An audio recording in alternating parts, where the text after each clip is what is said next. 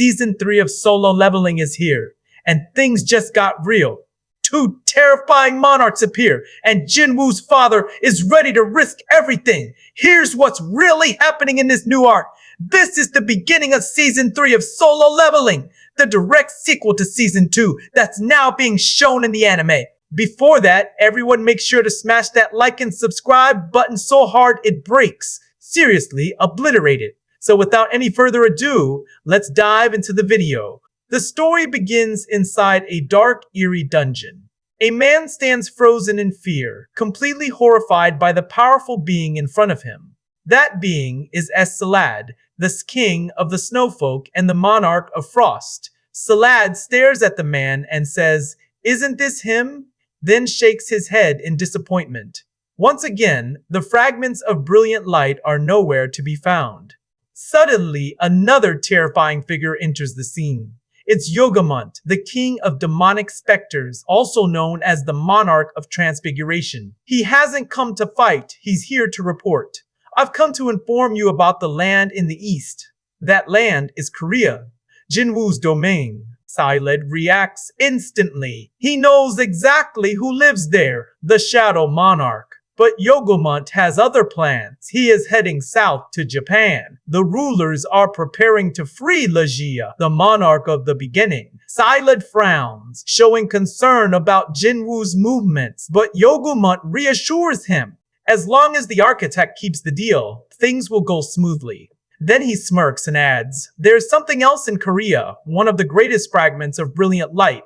Silent pauses. He realizes what Yogamont's really doing, offering him a golden opportunity. Silent accepts it with a sinister smile. Suddenly, he senses something. Someone is here. They're here because of the fragment of light. From the darkness, a figure emerges, his presence overwhelming and filled with divine energy. It's Song Il-hwan, Jinwoo's father. With burning eyes, Il-hwan steps forward and asks, "The Eastern Territory, is it Korea?" Silla doesn't answer. He simply stands, ready for a fight, but Yogamont steps in. "Don't waste your time. Let's go." As they begin to leave, Silent taunts him, "Catch us if you can." Il-hwan doesn't back down. He draws his dagger and launches forward with full fury, but Silent scoffs and shouts, "Weakling." With a flick of his hand, he conjures a massive ice shield, preparing a devastating counterattack. Swish! Boom! The dungeon erupts with power. The two forces collide. Guys, just imagine this. Is Il-hwan protecting Jinwoo because he knows his son is connected to these fragments of brilliant light? Is this a father's instinct or something far more powerful at play? On the other side of the world, deep within the Red Gate Jinwoo entered at the end of Season 2, something brutal is unfolding. Inside this frozen, hostile landscape, Jinwoo stands alone until a smug dungeon boss steps forward, sneering. "How's a short dude like you here, speaking our language?" he scoffs. Confident and arrogant, the boss waves his hand, summoning his fellow men to swarm Jinwoo, assuming he's already done for, but not even close. From the eerie jungle mist surrounding them, Jinwoo's shadow soldiers silently emerge, each one gripping severed, bloody heads of the boss's defeated allies. The smugness drains from the boss's face. His jaw drops. What happened?" he stammers. The air around them turns bone-chilling cold. Without hesitation, Igris and Barrow leap forward, slicing through the boss's limbs with terrifying ease, like they're just getting warmed up. Then comes Tusk, casting Hymn of Giants and Gravity Acceleration. The enemy is crushed beneath overwhelming magical force. Slam. Splash. The fight is over before it even begins. Jinwoo steps forward, ready to interrogate the now crippled boss, but the system intervenes. Just before death, the boss tries to speak, but the system blocks it. Whatever secrets he held vanish with his final breath. Meanwhile, Jinwoo has officially hit level 100, a massive milestone unlocked after the Jeju Island raid. With it comes a strange new reward, a cursed loot box containing the key to the Kartanon Temple. Suddenly, a timer appears. 407 hours until the key activates. Jinwoo senses it instantly. This is no ordinary reward. It's pulling him back to where it all began. The double dungeon, the place that nearly killed him once. Jinwoo narrows his eyes and whispers, "I'll be there soon." Back at the office, Yoo Jin-ho, with fiery eyes, was busy defending Jinwoo from online trash talkers, silencing anyone trying to drag his name through the mud. Jin-ho leaned back with a smug grin as he shut down another hater with a savage reply. Suddenly, the door opened. Jinwoo walked in with his usual calm presence, catching Jinho slightly off guard. You're doing great, Jinho. Keep up the good work, he said with a smile. Jinho perked up instantly. Everything's good here, sir, he replied proudly, giving a salute. Without missing a beat, Jinwoo reached into his inventory and handed Jinho a handful of premium magic cores, high-grade essence stones collected from the Red Gate. For guild salaries, he said casually. Jinho's jaw nearly dropped. This is more than enough to pay all the new hires, he beamed, overwhelmed with joy. But the work wasn't done yet. To officially register the guild, Jinho reminded him, we still need a third founding member. Jinwoo nodded, but his tone turned firm. We're not looking for a placeholder. We need someone reliable, someone permanent. Just as Jinho was about to respond, his expression suddenly turned oddly serious. Jinwoo tilted his head.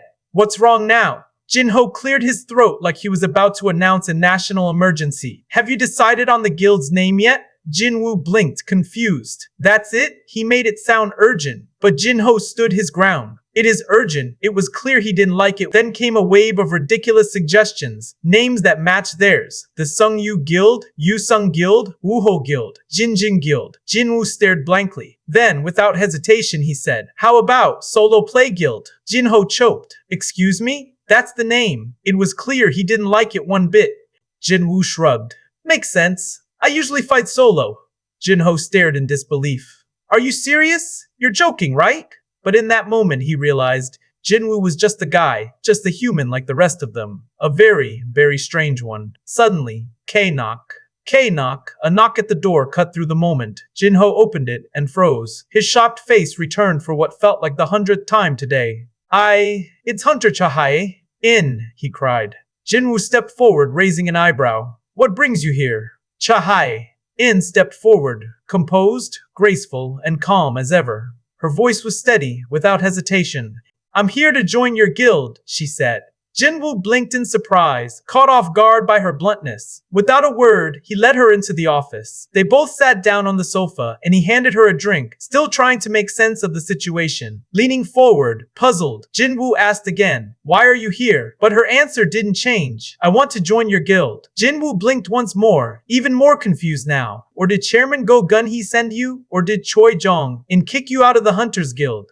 Leaning forward, but she calmly shook her head. No. Then, with a serious voice, Jinwoo asked, why do you want to join the Solo Play Guild? Even Chahae flinched slightly at the name. Solo Play Guild? That's the guild's name? She muttered. From the side, Jinho exploded. Wait, when did that name become official? I didn't approve that. Jinwoo looked genuinely confused. I thought your silence meant yes. Poor Jinho looked like his whole world had crumbled. The room was filled with confusion, but not for everyone. Hunter Cha was acting strangely. Her face was red. She avoided Jinwoo's eyes. Her heartbeat raced. Jinwoo narrowed his eyes. She's trying really hard to keep her cool. Something's up. He asked, what about your contract with the Hunters Guild? Hunter Cha replied firmly, she will pay the penalty, so she's not bound by it anymore. Now Jinwoo was really confused. She will link to pay the cancellation fee just to join their guild, and she's not even asking for an advance? He looked her straight in the eyes. Why are you going this far? Chahae hesitated. Her heart was pounding. How do I tell him the truth without sounding crazy? And then came the flashback. She remembered the first time she met him. It all started with his scent.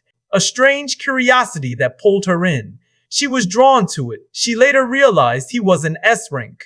During the joint training session, he had stood out like a splash of color in a dull, gray world full of hunters. She remembered Jeju Island, how terrified she'd been, how she was fighting the Ant King and getting overwhelmed. Death crept into her bones like cold. Then she remembered waking up in the helicopter. Chairman Go Gun-hee was beside her, explaining what had happened. She'd suddenly remembered and asked him, did Jinwoo come to save us? And something inside her had shifted. She was glad he came. How could I ever tell him that I want to stay by his side until the end of my life? Her face turned crimson. She was blushing hard. She's cooking something. And Jinwoo, as always, had no clue. Still, she stood her ground. I want to join your guild. Jinho leaned in, whispering. Maybe the Hunters Guild worked her too hard. Now flustered himself, Jinwoo raised his hand. New rule. You need to pass a test to join the solo play guild. Cha Hae-en's expression shifted instantly. Her tone turned sharp. What kind of test? Jinwoo still couldn't tell if she was being serious or just stubborn. You'll have to defeat one of my summoned beasts, he told her. Cha smirked. Is that all? You're underestimating me. With fire in her eyes, she stepped forward. Which shadow do I have to beat? Jinwoo gave her a look, a confident one. He'll pick the strongest for her. I think we're this going now. Viewers. Cha Hae-en stood firm, her gaze steady. When will the test be held? She asked. Jinwoo didn't even blink. Right now, he answered without hesitation. He suggested the gym at the Hunters Association, and she agreed. Jinwoo thought about how to go there because it's too far. Then he remembered his shadow exchange, though he doesn't know if it can work with two-person. As Cha Hae-en going through door, Jinwoo tells there's another go there. He held Cha Hae-en close to his arm and activates his shadow exchange. That was just smooth. As shadows swirled around them, in a flash of black energy, the two vanished from their spot, transported by Jinwoo's shadow exchange. Back at their destination, a man entered with a tray of food, smiling as he opened the door. But his cheer turned to panic as he froze mid-step. Before him loomed a massive red shadow beast, Tank, who had already started devouring the meal with animal-like hunger. Freeze. The sound echoed as food vanished in loud bites. Snack. Chomp. Jinwoo, calm as ever, looked around. We're here, he said. Cha-ha-ha. Gasped, shocked by how fast they'd arrived. How? She whispered. But in her heart, she already knew. It's just as I suspected. Jinwoo was testing the shadow exchange, confirming its effect. It even worked with living people. Without wasting time, Jinwoo glanced at Hunter Cha. Let's start the test. Suddenly, she froze, realization dawning. She hadn't brought her weapon. Jinwoo's eyes narrowed playfully. You mean that pickaxe I saw you with during the A-rank dungeon raid? Her face flushed bright red. She struggled to explain, stumbling over words. That wasn't really her weapon. Jinwoo's lips curved into a chilling smirk. Relax, I'm just kidding. Without wasting time, Cha Hae-en turned sharply toward the storage room. I'll be fine, she said firmly. Swiping her hunter card, the door beeped open. Access was reserved for special hunters like her. She knew the gym stocked weapons not elite grade, but good enough for training. Inside, rows of weapons lined the walls. She scanned them quickly, then selected a light sword. This will do. Back in the gym, Jinwoo watched her with slight concern. Are you sure that'll do? He asked. But Cha was confident. A weapon is just a tool. It's the hunter that matters, she replied. Monsters don't care if you're hungry or tired. You fight anyway. Jinwoo nodded in agreement. With that mindset, she might tear through weaker shadows with ease, he thought. Then his voice echoed. Igris appeared armored in red. He's my top swordsman, Jinwoo declared. Cha Hae-en narrowed her eyes. How do we determine the winner? Jinwoo's tone sharpened. You win if you defeat a summoned beast or surrender. Though he sounded confident, Jinwoo held back a deeper truth. I said I'd call my strongest, but letting her face Baru now might be too cruel. Sha, already drawing her sword, said. Then let's begin. But Jinwoo paused. She said she doesn't care about weapons, huh? He turned to her. Could you look away for a second? She blinked, pulled out a powerful sword, a blade pulsing with energy. At that moment, a loud command rang out. Begin. Igris stepped forward, now holding the Demon King's longsword, an S-rank weapon brimming with destructive power. Lightning surged around him, ZZZXX, and with a single swing, a storm of blue flames exploded from the blade. V-woom, boom, Cha Hae-en reacted instantly. She dashed aside, barely avoiding the blast. DOZ, Jinwoo watched, impressed. She's quick. That move would have killed most hunters instantly. The clash of blades echoed. Clang, as she met Igris head-on. Far across the facility, Chairman Go Gun-hee sat in his office, quietly reviewing reports when a deep rumble rippled through the floor beneath him. He looked up sharply, eyes narrowing as he glanced out the window toward the training hall. The gym lights were on. No one reserved the gym today. Something was off. Turning toward the surveillance team nearby, he gave a calm but firm command. Pull up the gym feed. Link the cameras to my monitor. Then a live footage from the training hall filled the display, and there they were. Sung Jinwoo and Cha Hae-en standing across from one another. Go Gun-hee leaned back, eyebrows rising slightly. The scene stirred a recent memory. Ah, that moment in the helicopter, he recalled, when Hunter Cha had quietly asked about Jinwoo, her tone cautious, but her curiosity unmistakable. She had tried to mask it, but now, watching them face off, it all made sense. He tells the employee to turn off the gym cameras. The employee hesitated, confused. Sir? Just log it as an inspection, Gun, he said. Understood, sir, he replied as the screen faded to black, a tremor pulsing through the walls, rattling the glass and shaking the lights. Gun, he didn't flinch. Instead, he let out a low chuckle. Ah, youth, he murmured to himself. Viewers, this is rough. Back at the gym, Igris's sword began to crack. Shrumble, Chahe,'s aura flared. Is this really your strongest shadow? She asked, eyes glowing. You said you'd summon your best, so do it. Jinwoo hesitated. You could get hurt, but Cha nodded. I've seen it, both in person and in footage. I'm ready. Jinwoo's face softened. Baru, he said. From the shadows, something monstrous began to rise. FSHH, a dark towering figure took shape. Chahe-in's eyes widened, her heart pounding. Jinwoo looked directly at her. Are you truly ready for this? Jinwoo stood firm, his face unreadable calm, collected, yet alert. Behind that still gaze, his mind raced. He knew Beru wasn't just any shadow. No, Beru was a monster reborn, stronger than he had ever been in life. A killing machine, honed through evolution and magic, now bound only by Jinwoo's command. That's what made this dangerous. Beru stepped forward, his voice grave and respectful. My king, what shall I do about the female hunter? Jinwoo's eyes narrowed. He knew what Beru was capable of, and he also knew Chahe, and couldn't take him head on. Still, he gave the order anyway. Defeat her, but don't let her get hurt. The moment the words left his lips, Beru's voice boomed in response. Yes, my king. A deafening roar exploded from Beru as he unleashed a terrifying wave of mana. The gym windows shattered instantly and the lights flickered before bursting, his aura short-circuiting the electricity itself. The entire facility trembled beneath the weight of his presence. Chahaye-in froze wide-eyed. She couldn't believe Jinwoo had actually fought this creature before and won. Beru extended his claws, massive, deadly, and gleaming with malice. His posture shifted into a predator's stance. But before the beast could make a move, Beru Jinwoo called out, his voice sharp. Put those claws away. I won't go easy on you if she gets injured. Beru stopped. The loyalty within him surged stronger than his thirst for battle. He bowed his head deeply. Yes, my king. But that moment of obedience gave Chahe-in her chance. She launched forward. A blade swung swift and precise. But just before she could land the strike, Beru vanished from sight. Like a phantom, he reappeared behind her, using the exact same move that once caught her off guard.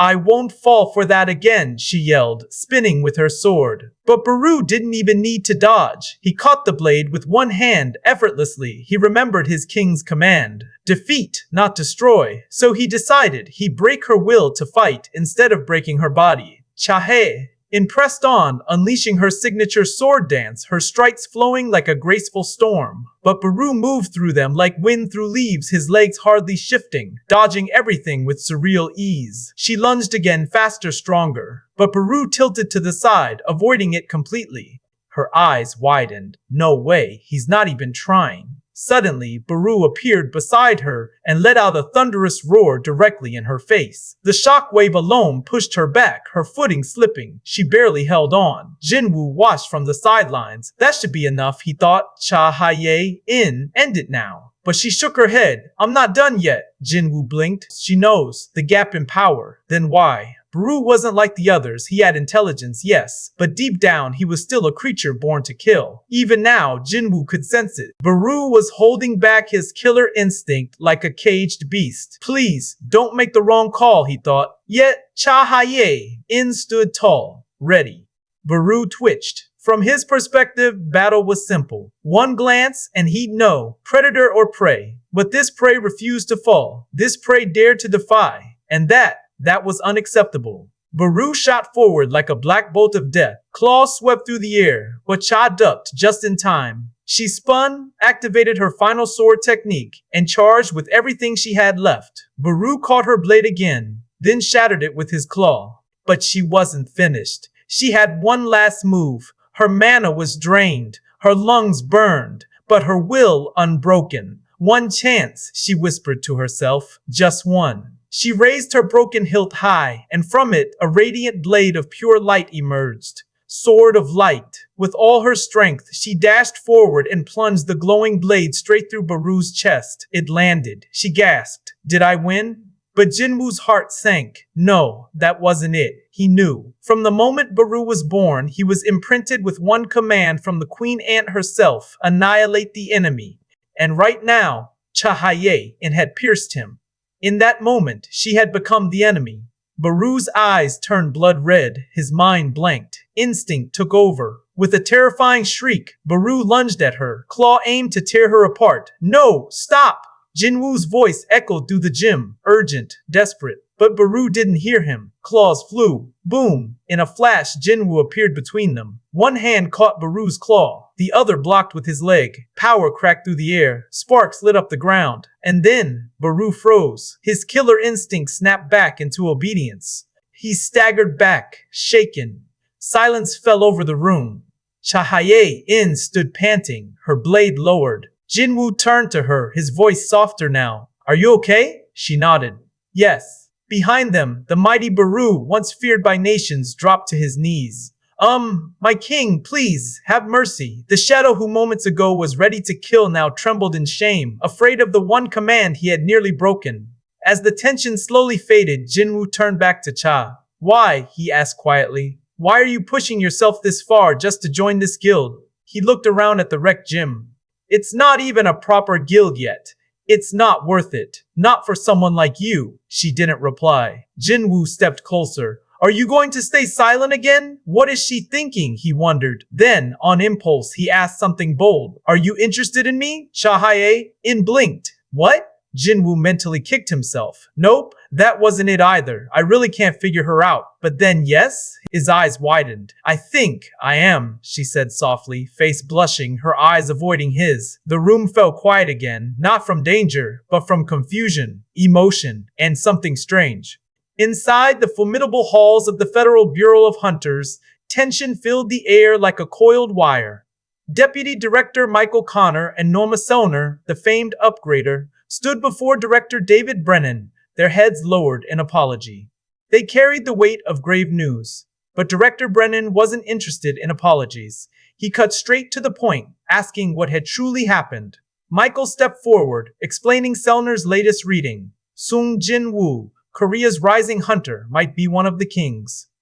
That single word, king, struck David like thunder. He narrowed his eyes and asked Selner if Sung Jin-woo truly possessed power comparable to a national-level hunter. The realization dawned. So this is what Selner had meant. The title king wasn't just metaphorical, it referred to beings beyond even S-rank, to the apex of awakened power. Selner clarified her theory. She explained that all awakened beings normally draw their power from a mysterious realm known only as the other side. It's the bridge she senses, a thread linking their souls to something vast and ancient. Sometimes, when the connection is exceptionally intense, hunters awaken in radiant, blinding flashes. Those are the ones she calls kings. But in Jinwoo's case, she had felt nothing from the other side. No connection, no thread. Instead, something far more terrifying stared back at her. A bottomless darkness that originated from within him. To her, Jinwoo was not borrowing power. He was the power. He was darkness made flesh. David asked if she was implying that Jinwoo was evil. Selner shook her head. This wasn't about morality. She wasn't labeling him good or evil. She was simply stating the truth. Sung Jinwoo's power did not come from another world. It was entirely his own. Michael understood. If there was no external connection, then there were no limitations. Selner agreed.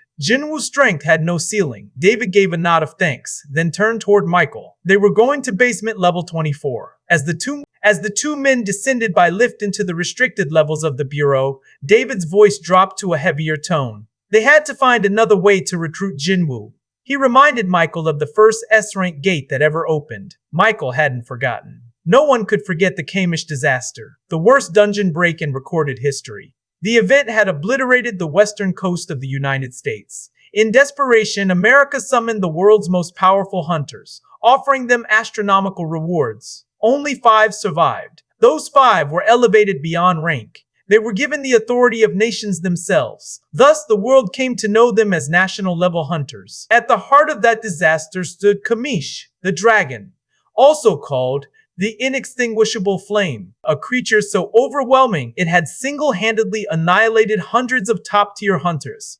The elevator doors opened.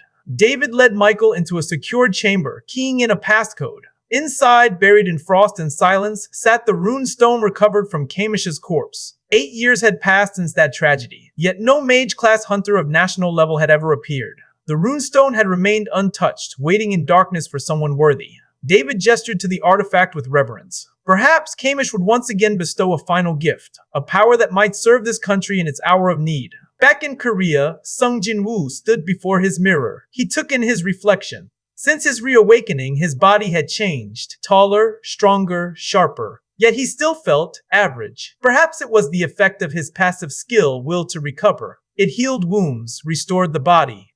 Maybe it even smoothed his skin. Curious, he walked into the living room where his sister, Jin-ah, lounged on the sofa, tapping away on her phone. He asked her plainly how she'd rate his looks. She recoiled in disbelief. Where was that confidence even coming from? In her eyes, he looked like a total bum.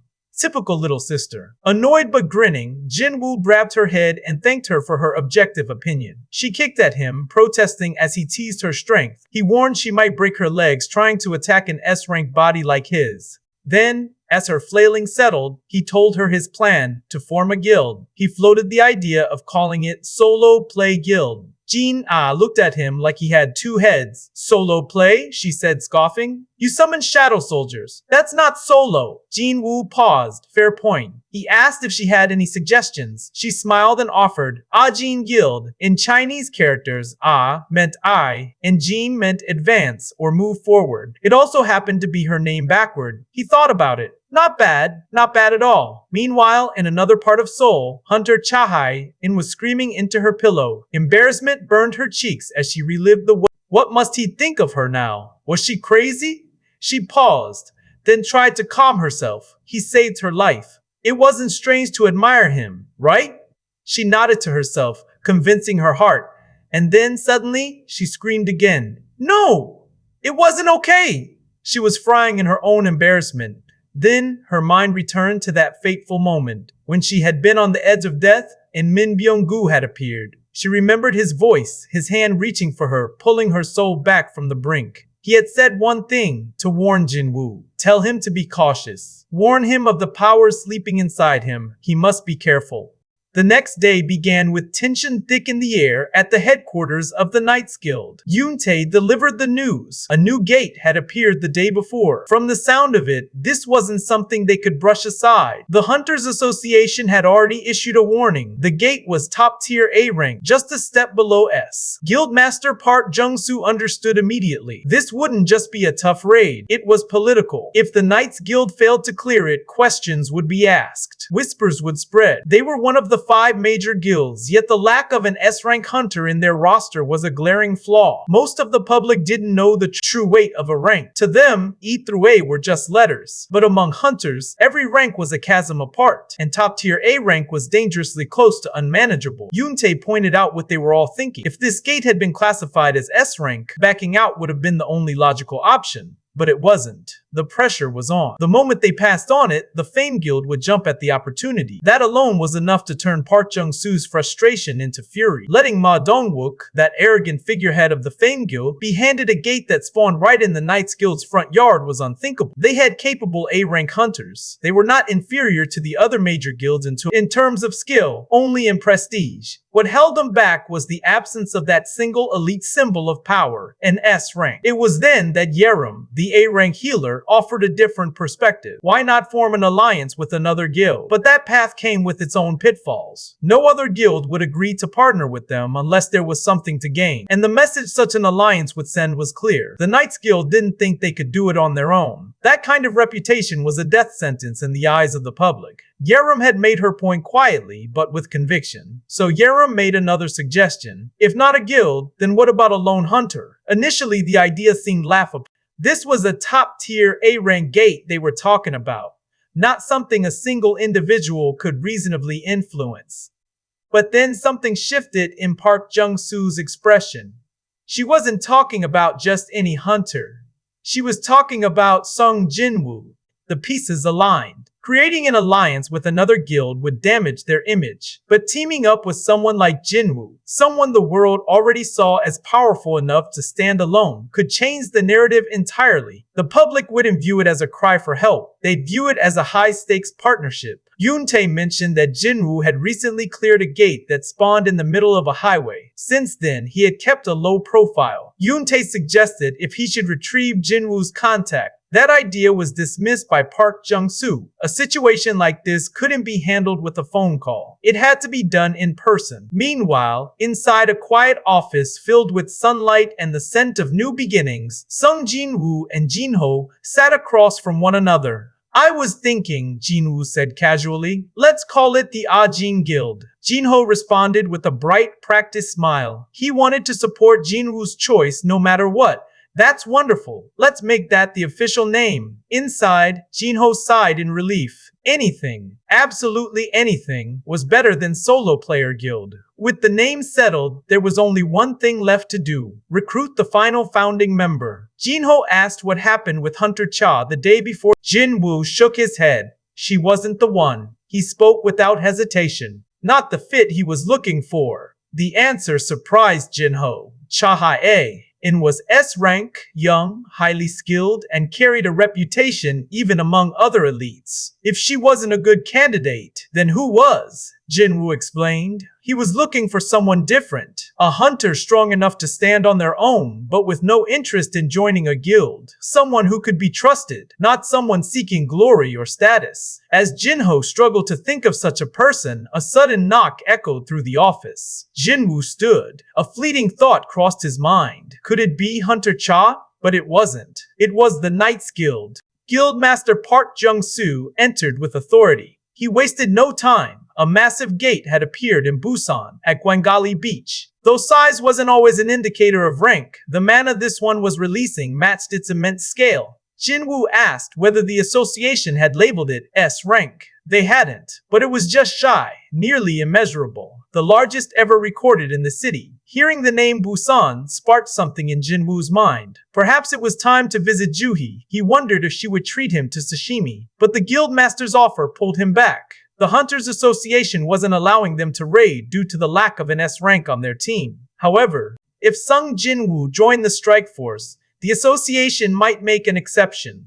The Knights Guild was prepared to offer him 20% of the profits. Jinwoo didn't accept. He countered, 50-50. He was not merely lending a hand, he was building a guild of his own. If he were to participate, it would be as a fellow power, not a hired hunter. Jinho reinforced the point. This wasn't a negotiation. Park Jung-soo considered the terms. Sung Jinwoo might look young, but there was nothing naive about him. He agreed. On one condition, Jinwoo would be the one to defeat the dungeon boss. Jinwoo nodded.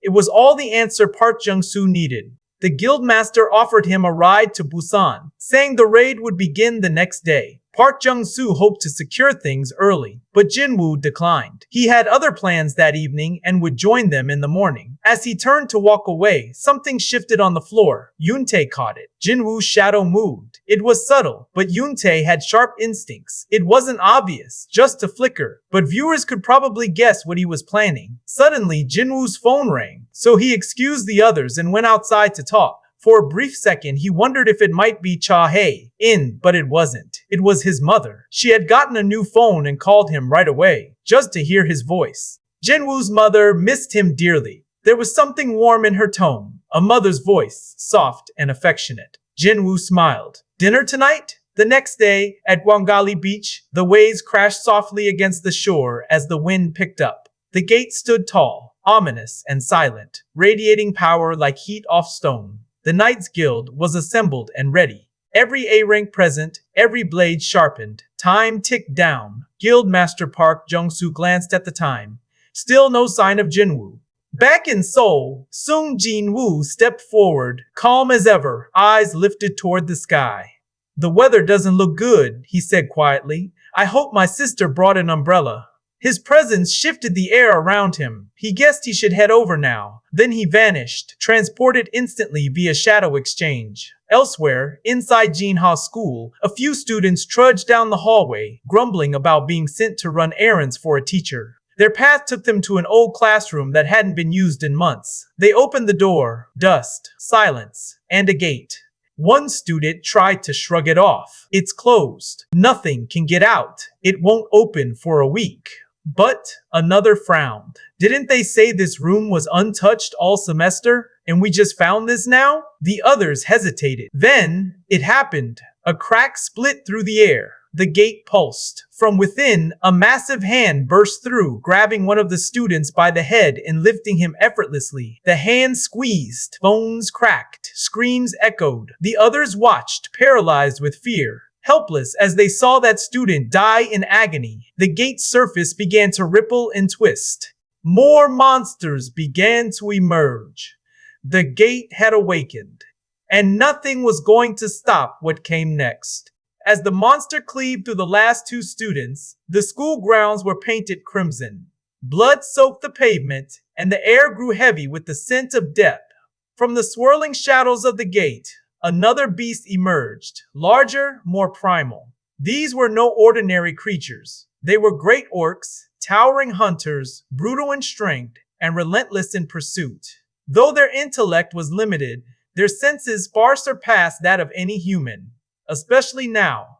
Now that the scent of fresh blood filled the air, their predatory instincts were sharper than ever.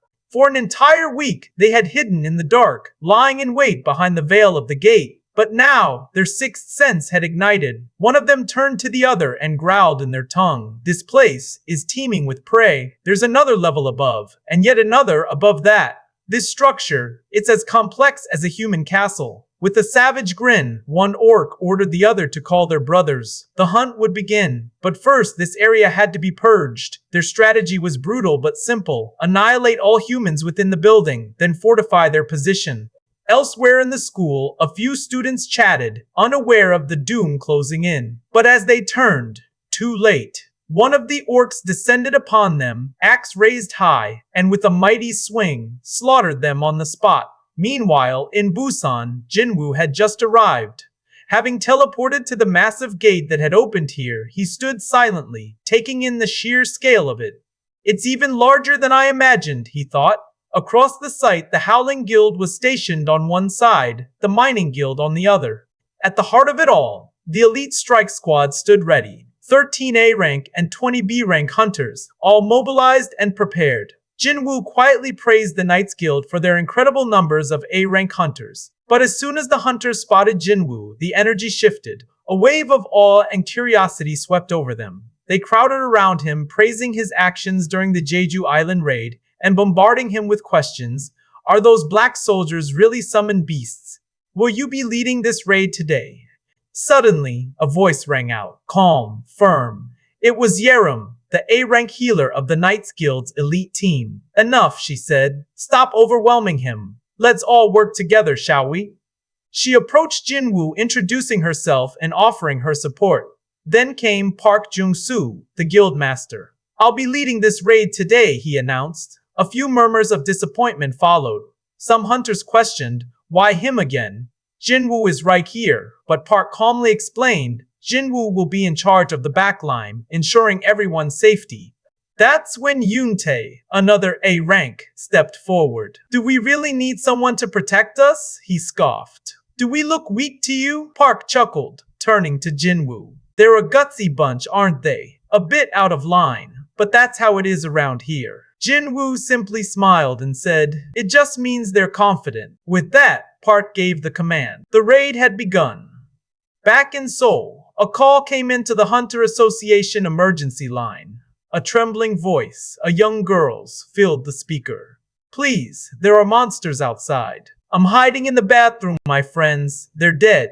The female worker on the line stayed calm. Listen to me. Hunters are already on their way. Don't give up. Stay calm, okay? But then came the horrifying detail. The girl whispered, voice shaking. They're not safe there. They have green skin, human bodies, but their faces are monstrous. The worker's heart sank. Could it be? Orcs, the girl stammered. Yes, I saw them on the news. They're orcs. Panic struck the worker. You have to move. Now, orcs can smell humans. You're not safe there. But before anything else could be said, a monstrous roar erupted through the phone. The line went chaotic. Screams. Crashing. The phone dropped to the floor. The girl's last words echoed. I don't want to die. Please, help me. In the halls, chaos reigned. Students ran in every direction, but the orcs were relentless, cutting them down one by one. The lucky ones escaped the building. Others were dragged back inside. Blood pooled beneath shattered windows. Heads rolled across the hallway tiles.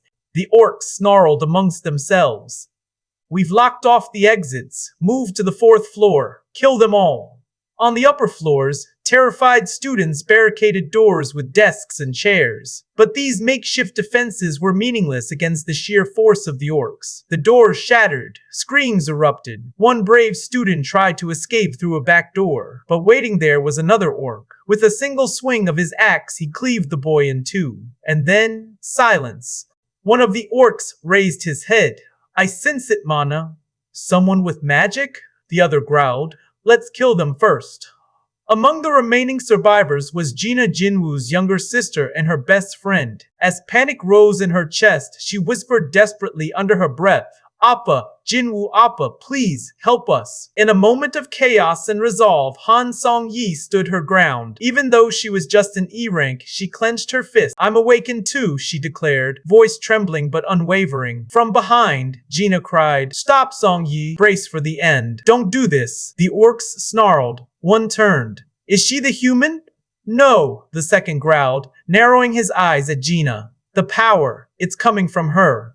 They lunged. She must die. Gina and Song-yi braced for the end. A shadow moved. Silent, swift, deadly. Just as the orc raised its weapon, a dark hand grabbed its arm. Its eyes widened too late. Bam! The orc was punched so hard it blasted off the rooftop, crashing into the distant concrete below. And there he stood, a shadow soldier. One of Jinwoo's. Because we all know, Jinwoo Song never leaves his family unprotected. These were the shadows he had placed within Gina's own. Silent guardians watching, now unleashed. Meanwhile, deep in the Busan dungeon, the raid party had barely entered when chaos erupted. Park Jung-soo, the veteran A-rank tank, barked an order. Ivrion, stay sharp. It's a twin-headed ogre. Before the words settled, the monster let out a roar and swung its axe. Clang! Park Jung-soo crossed his arms, forming a barrier with his mana, and took the brunt of the blow. The hit sent shockwaves down the corridor, but he held his ground. The ogre towered over them, snarling, hungry for blood.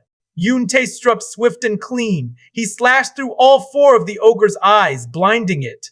With that, the others swarmed. Arms, legs gone in seconds. Then came the mages. Fire, lightning, fury. The battlefield became an inferno. The twin-headed ogre stood no chance, and finally collapsed. But Park Jung-soo wasn't celebrating. He turned to Jinwoo, brows furrowed. This doesn't look good. I expected a hard raid. But this? He looked at the ogre's corpse. You know what twin-headed ogres are also called? Jinwoo nodded. Gravekeepers. Jung-soo tensed. If the gravekeepers are at the entrance, then we're not just dealing with ogres. The ground shook. The air turned cold. An army of the undead began to rise. Jung-soo's expression darkened. I just jinxed it, didn't I? But then, something strange happened. The undead didn't attack. They stopped. They backed away. Everyone froze. They knew what this meant. They sensed something. Someone. Song Jinwoo. Back at the front lines, Jinwoo's expression changed. This is supposed to be a high-tier A rank, but this is disappointing. Then he paused. Eyes widened. Something was wrong. A message. From his shadow. From the school. He turned to Jung-soo. I need to leave. Now Jung-soo stepped forward, alarmed. Wait, without you, this could turn into a disaster. Jinwoo replied calmly. Then I'll send someone just as reliable. And that's when the ground trembled again. A presence surged from behind him. The Night Guild gasped. Out from the shadows rose a figure, insect-like, terrifying, but majestic. Baru, the Ant King of Jeju Island. They all knew him. No introductions needed. Jinwoo turned to Baru, voice calm and firm. Protect the humans. Do as you please with the monsters. Yes, my king, Baru roared, his mana erupting like a volcano. 20 more ant shadow soldiers emerged, forming a vanguard. More than enough.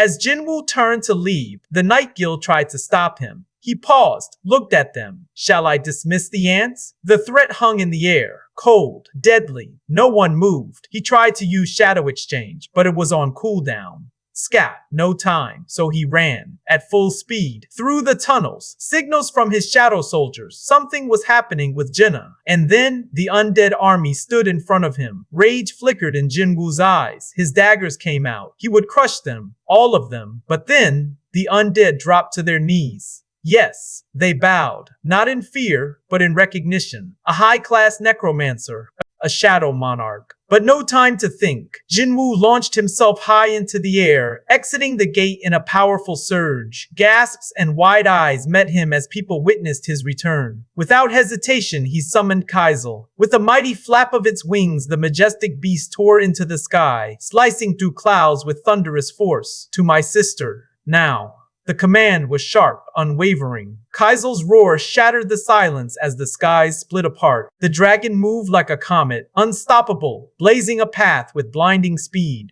The battlefield was pure chaos, but not for the Shadow Orcs. As the monstrous enemy orcs charged in with primal fury, Jinwoo's soldiers sliced through them like buttercomb, ruthless, efficient. They moved with terrifying precision, cutting down their enemies without mercy. The students, moments from certain death, now watched in stunned silence. What were these creatures? Monsters or saviors? Whispers spread. Are they protecting us? Why would monsters fight monsters for us? Among the crowd, Jinna stepped forward, her eyes locked onto the familiar eerie forms, those shadows she'd seen before. She called out, trembling with hope, "Is Jinwoo here?" But before she could move, one of the shadow soldiers stepped in front of her. Its gesture was clear. Stay back. A warning. Something worse was coming. Elsewhere, deep within the dungeon, a seal broke. The final barrier shattered. A monstrous force stirred. Grokdar, chief of the Radblade tribe, howled with rage. Word had reached him. 3 high orcs had sided with humans. Traitors. My warriors can't handle 3 orcs? Pathetic, he growled. A subordinate approached, shaking with fear, but Grokdar waved him off. Lead the way, I'll deal with them myself. Meanwhile, at the Busan gate above ground, Night Guild hunters stood tense as Jinwoo's ant shadows paced in formation.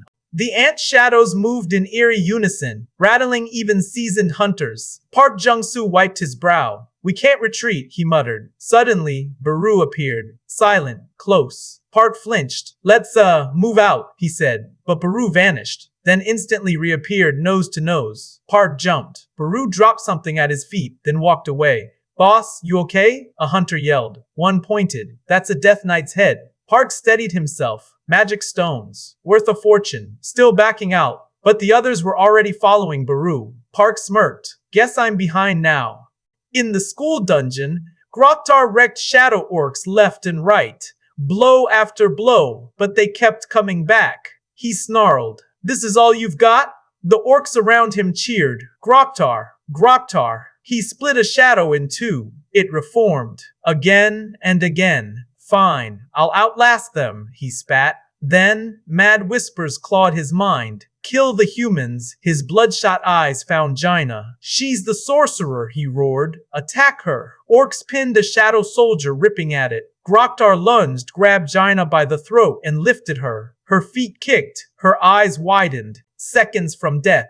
Then Groktar froze. The air changed, heavy, crushing. His hand trembled. What is this aura? Around him, even the bravest orcs shrank back. Retreat, he shouted. But it was too late. Boom! A pressure wave rocked the dungeon. Jaina hit the ground. Then, a hand on her shoulder. You're safe now. She looked up. Jinwoo stood before her. The Shadow Monarch had returned. And his side, Cassel. Behind him, his army and deathly mana rolling like a storm. Groktar tried to speak, but Jinwoo's eyes silenced him. A step forward. Calm. Icy. Shut up. Then wait right there. The moment was tense. The air hung thick with a blend of relief and dread. Jaina, overwhelmed by emotion, collapsed into Jinwoo's arms, her sobs muffled against his chest. It was not just grief, it was a fragile sigh of survival. Jinwoo held her gently, his voice calm and resolute. It's all right now. Everything's going to be fine. He turned to the frightened faces around him. Song Yi, the other students, trembling but alive.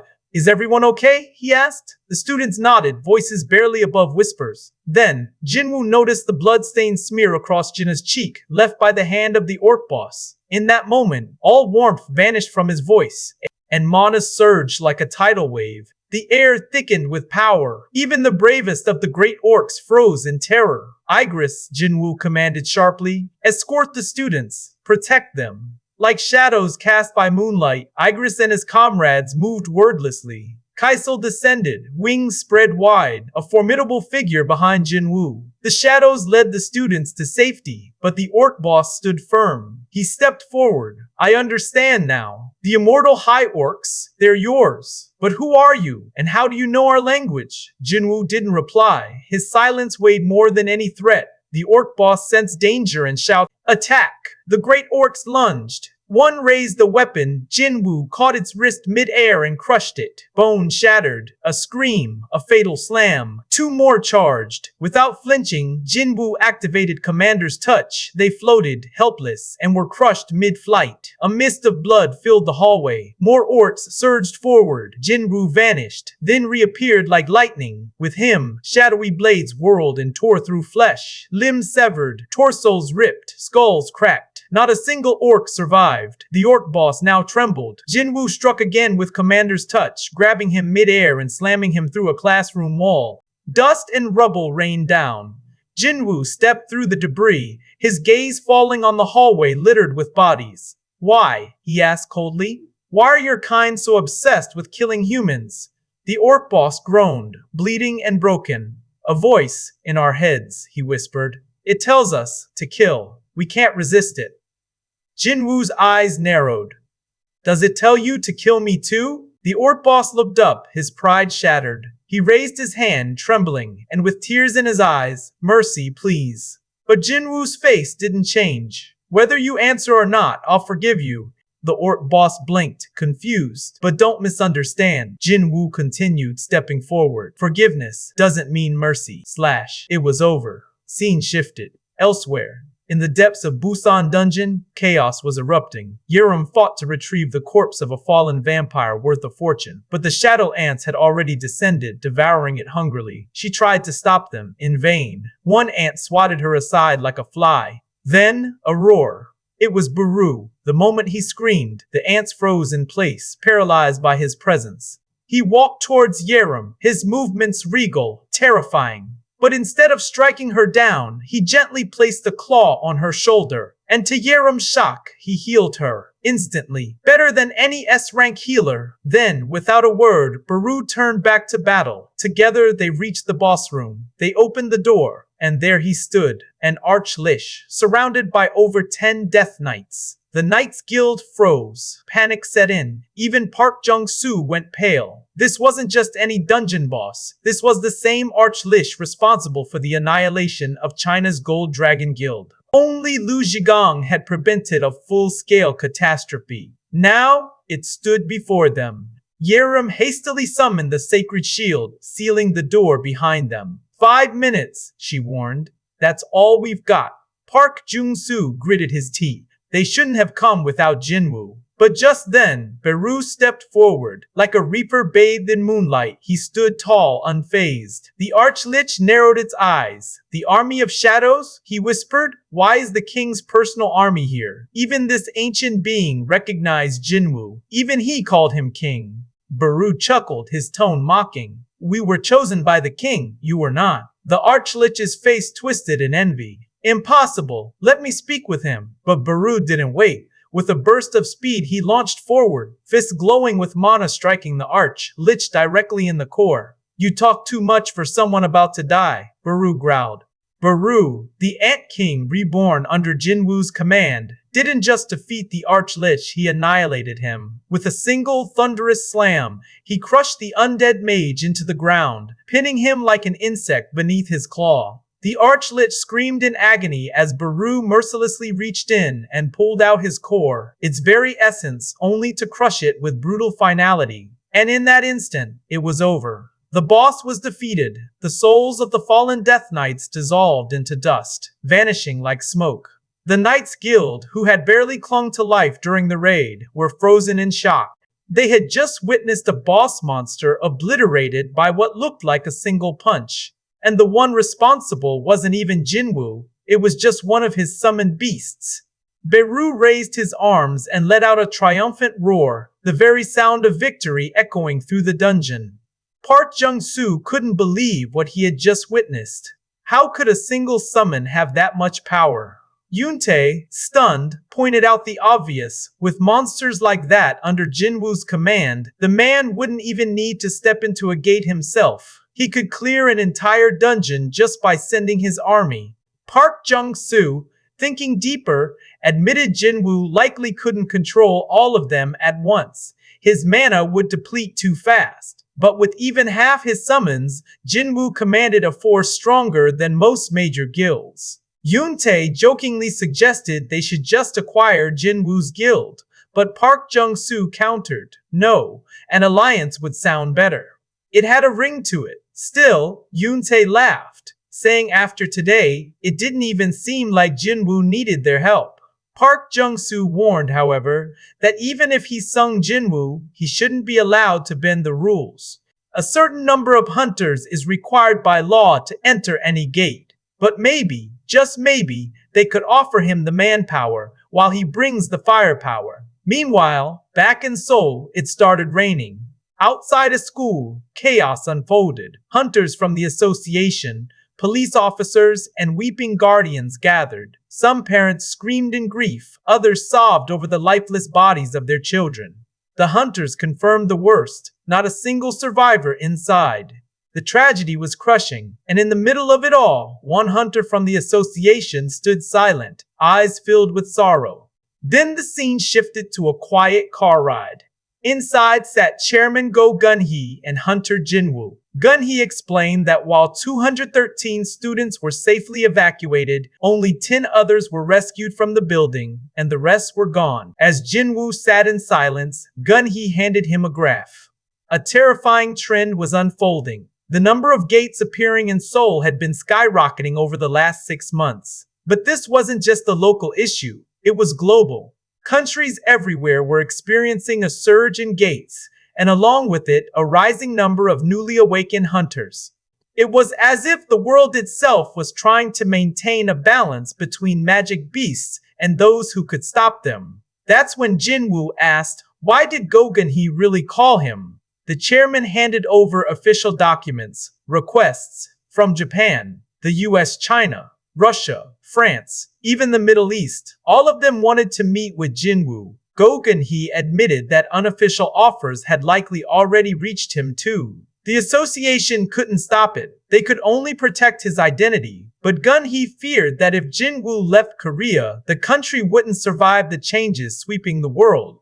As they arrived at the hospital where Gina was being treated, Gun-hee stopped Jinwoo and pleaded with him.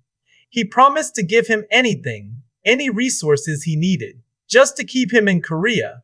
They had once had 10 S-rank hunters. Now only 6 remained. Korea couldn't afford to lose another. Jinwoo thought for a moment, then made a request. He wanted to enter high-ranking gates alone. Could Go Gun-hee make that happen? The chairman was stunned. Was Jinwoo asking him to remove the minimum raid member requirement? Jinwoo nodded. Gun-hee explained that law existed to protect. It was meant to stop them from recklessly entering dungeons and dying. But then it hit him. That's why Jinwoo was creating his own guild, a one-man strike force. Difficult, but not impossible, Gun-hee said. He would make it happen. Elsewhere, we caught up with Jinho, who was on the phone with his cousin, Yoo So-yun. He was recruiting her for their new guild, casually offering that she wouldn't even need to work much, just lend her name. So-yun was skeptical. What guild? Who's behind it? Was he being scammed? But Jinho just grinned. Wait until you see who the scammer is. Later, when she met them in the office, her jaw dropped. It was him, Song Jinwoo.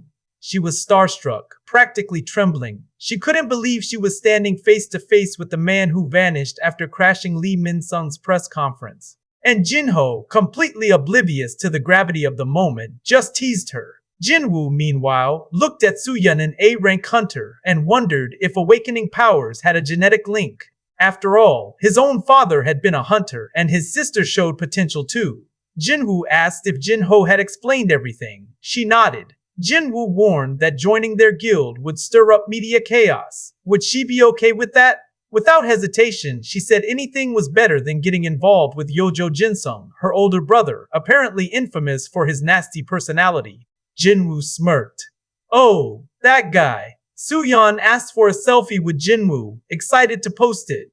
Jinwoo thought to himself, his guild wasn't even officially formed, yet already attracting A-rank celebrities. Meanwhile, the scene cut to the Hunters Association headquarters, where Senator Nam Jun-wook was fuming. He raged at Go Gun-hee. Was he really suggesting summoned beasts count as raid members now? That was insanity. Preferential treatment for Jinwoo. Absolutely unacceptable. But Gun-hee, calm as ever, admitted it. Yes, it was preferential treatment. Then he asked the room a question. If they had to choose between 20 A-rank hunters or just Sung Jinwoo to stop a dungeon break, who would they choose? Everyone knew the answer. Gun-hee turned to the senator and reminded him. He recently moved to a pricey apartment near the hunter scale. Why? For safety. Everyone wanted to live near Sung Jinwoo's protection. If they didn't give Jinwoo what he needed, someone else would, and they'd lose him just like they lost Hwang Dong-soo to America. He warned, think carefully before making the same mistake again. And finally, in the last frame, a photo of Jinwoo, Jinho, and Suyeon went viral. And far away, someone saw it, Hunter Cha. Her eyes widened, her heart trembled. The ground beneath her shook. Something was coming, and the writer left us on that cliffhanger, refusing to show us what she did next. A few days had passed since the founding of the Ahjin Guild, and there they stood, Jinho and Jinwoo facing an A-rank gate. For Jinho, it was pure amazement. He'd never seen a gate this massive before. If this was already overwhelming, he couldn't imagine what the one in Busan must have looked like. Jinwoo, on the other hand, was calm. But in his mind, he couldn't help but think, if I had sent Jinho to Busan instead, he would have passed out. As they approached the gate, the reporters swarmed in like a pack of hounds. Cameras clicked, microphones surged forward, and the questions came fast and heavy. Microphones were shoved forward, and questions poured in. Is this the Ahjin Guild's first raid? How are you feeling? Why name it Ahjin? What's your relationship with the third founding member? Jinwoo turned to Mr. Wu, curious why all this information had gotten out. Wasn't the Hunters Association supposed to protect his privacy? Mr. Wu gave a weary sigh and explained, we do have the means to protect your identity, but we can't control where the gates appear. The public will always know, and from now on, you'll need to watch what gets posted online. Jinwoo narrowed his eyes. So it was that post, he thought. Got it. I'll keep that in mind. Jinho made a suggestion. Should we call for a howling squad or a mining team for support? But Jinwoo shook his head. No need, he said. My shadows will handle it. Mr. Wu wasn't quite convinced until he saw them. The shadow army emerged, and Mr. Wu's expression changed completely. All of them are B rank or higher. He was stunned. A squad like this would easily qualify for an anti-permit. A-rank raid. People debating whether Jinwoo had received special treatment had no idea. He wasn't just worthy, he was redefining the rule. Still, the association chairman had ordered Mr. Wu to observe the raid, just to ensure it was a safe idea. I'll accompany you, Mr. Wu said. Jinwoo glanced at him and asked with a faint smile, You sure you'll be okay? Mr. Wu didn't understand the meaning of those words until a few minutes later. What happened next would leave him speechless. An A-rank Naga appeared, massive, powerful. But before it could make a move, the Shadow Army overwhelmed it. Beru, Iron, Tusk, the High Orcs. Each of them moved with precision and brutal force. The Naga was taken down with such ease that it looked like child's play. The shadows just kept regenerating, turning the battlefield into a massacre. Then came Igris. Mr. Wu's eyes locked onto him. That one is different, he whispered. Igris pulled out a weapon unlike any other. The sword of the Demon King. As mana surged through the blade, lightning burst from it. With every swing, sparks flew. Lightning magic, something only high-tier mages could pull off. Yet Igris, a shadow, was unleashing it effortlessly. Then, with a single movement, Igris sliced through every remaining Naga, lightning trailing behind like a storm unleashed. In seconds, they were reduced to ash. Mr. Wu could barely believe it. Even elite hunters would struggle with this, and he's doing it with just shadows. One shadow tried to eat a beast's corpse, but Jinwoo quickly kicked it across the room. Didn't I say not to eat the corpses? Do you know how valuable these are? He scolded before turning to the miners. Keep digging out the mina crystals. Mr. Wu stood still, blown away. This wasn't just a raid. Jinwoo was clearing the dungeon, retrieving corpses and mining crystals all by himself. This wasn't a one-man squad, one-man guild. This was a one-man guild. Then they reached the boss room. The final enemy, a Naga king, even bigger than Tusk. Jinwoo turned to his army. Those of you still working, stay. The rest return. Mr. Wu was confused. Why send them back? Your shadows could handle this. Jinwoo simply said, if I rely on them too much, I'll lose my own edge. And so, he stepped forward alone. The Naga king roared and lunged. Jinwoo dodged with blinding speed and, in a flash, severed its head clean off, slicing through its thick hide like it was paper. Blood sprayed, the Naga collapsed, and silence fell. Level up. Jinwoo reached level 101. His shadow option skill also advanced, cutting cooldowns down by an hour per level. At this rate, he thought, I'll be able to go anywhere and keep my family safe. Mr. Wu walked over to the boss's corpse, still in shock. That hide could be used for armor, he muttered, but he just sliced through it like it was nothing. Then Jinwoo raised his hand and said the word that sent chills down anyone who had seen it before, arise. And the Naga King rose again. Now reborn as a shadow, Jinwoo examined the new addition, smaller than its living form, but bursting with mana. Its starting level was 30, same as Tusk. But Jinwoo had a hunch this one might be even stronger. You'll be called Shima. Jinho couldn't believe it. He really turned that monster into one of his summons. Suddenly, the dungeon started to rumble. Jinho panicked. We should head out.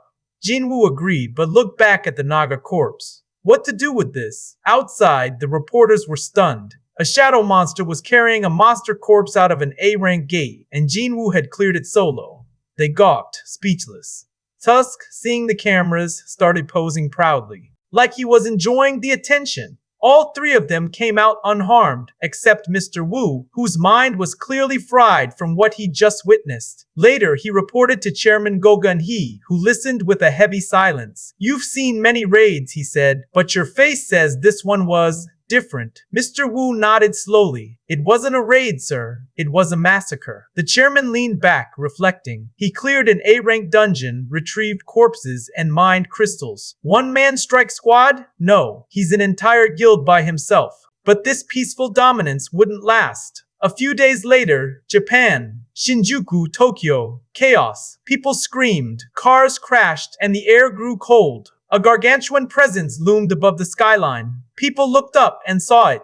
An S-rank dungeon had opened, and the skies had been split by a monstrous entity. And those who saw it, those who remembered the old gods, they knew. This wasn't just a beast. This was something the world had never faced before. The age of humanity was about to change.